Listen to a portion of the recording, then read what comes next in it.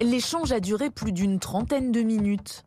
Un coup de téléphone, hier soir, entre Éric Zemmour et celui qu'il considère aujourd'hui un peu comme un modèle, Donald Trump, la preuve vivante pour le candidat Reconquête qu'il est possible d'être élu président sans venir du sérail politique. Il m'a dit de rester moi-même, que les médias allaient me qualifier de brutal, mais que je devais être sincère. Et que l'important, c'était de garder ma sincérité. Et je pense qu'il a raison. Des conseils à 53 jours du premier tour de l'élection présidentielle. Nous avons une chose en commun. Monsieur Trump veut que les États-Unis d'Amérique restent les États-Unis d'Amérique. Et moi, je veux que la France reste la France. C'est ça l'essentiel.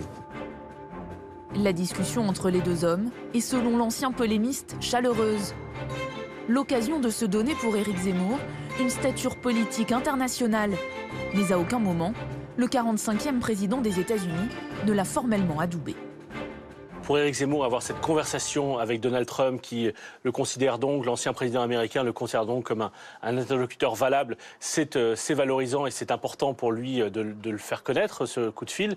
Et en même temps, on peut noter que Donald Trump ne va pas jusqu'à appeler à voter explicitement pour Éric Zemmour. Pas question d'établir une filiation avec le candidat Zemmour. D'autant que Donald Trump ne veut pas risquer de froisser Emmanuel Macron et d'entacher les bons rapports qu'il a entretenus avec lui pendant 4 ans. Le président français, qui en 2017 avait sollicité pourtant l'appui de son rival, un certain Barack Obama. Hello. Hello, Mr. President. How are you? It's Emmanuel? Yeah, exactly.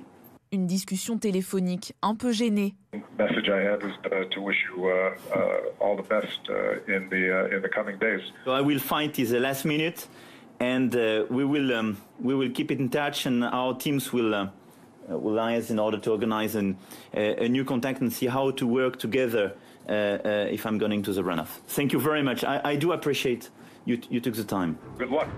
Mais en réalité, ce sont les prémices d'un soutien plus affirmé. À 3 jours du second tour, Barack Obama s'engage clairement cette fois pour le candidat Macron. I am supporting Emmanuel Macron to lead you forward. En marche.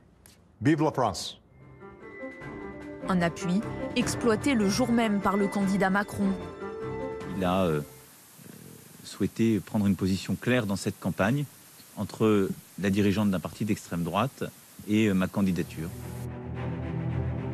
Marine Le Pen, qui elle avait misé plutôt sur le nouveau président élu outre-Atlantique, Donald Trump. En janvier 2017, elle avait fait le voyage à New York pour tenter d'obtenir son aval. Ce jour-là, je suis à la Trump Tower. J'ai eu l'information, l'écho plutôt, que Marine Le Pen allait tenter de venir rencontrer Donald Trump. Et en fait, Marine Le Pen était dans la cafétéria de la Trump Tower et elle espérait en fait pouvoir rencontrer Donald Trump. Elle est montée un ascenseur pour espérer qu'on lui présente Donald Trump. Ça ne s'est pas fait. Il n'y a pas eu de rencontre, il n'y a pas eu de poignée de main, il n'y a pas eu de photo. Un coup de poker perdant, contrairement à celui de son père, Jean-Marie Le Pen, en 1987. À l'époque, il avait réussi à serrer la main au président Reagan. Une rencontre immortalisée sur cette photo. Nous sommes le 20 février 1987 et Jean-Marie Le Pen est invité à une réception à la Maison-Blanche. Le président américain, à la fin de cette réception, il va serrer des mains un peu au hasard, dont celle du leader du FN, sous les yeux d'un photographe français très avisé. Et c'est comme ça, après avoir obscurci le fond de cette photo, qu'on aura l'illusion que le leader du Front National, qui cherche à se faire élire président des Français, a rencontré au sommet à la Maison-Blanche le chef du monde libre. Si les Français cherchent à obtenir régulièrement une reconnaissance des élus outre-Atlantique, l'inverse est-il vrai? Ces dernières années, un seul candidat s'y est risqué, John Kerry en 2004. Mais malheureusement pour lui, le timing n'était pas très bien choisi pour jouer la carte du Frenchie. En 2004, la France, c'est celle de Jacques Chirac qui a dit non à l'invasion de l'Irak et George Bush, lui, il tient un angle d'attaque. John Kerry looks French. En fait, être français pour les Républicains, c'est être un lâche, c'est être un faible face au terrorisme et c'est terrible pour John Kerry qui, lui, s'opposait à l'invasion américaine et qui va évidemment perdre contre George W. Bush. Depuis, jamais les candidats américains n'ont tenté un quelconque rapprochement avec les élus français.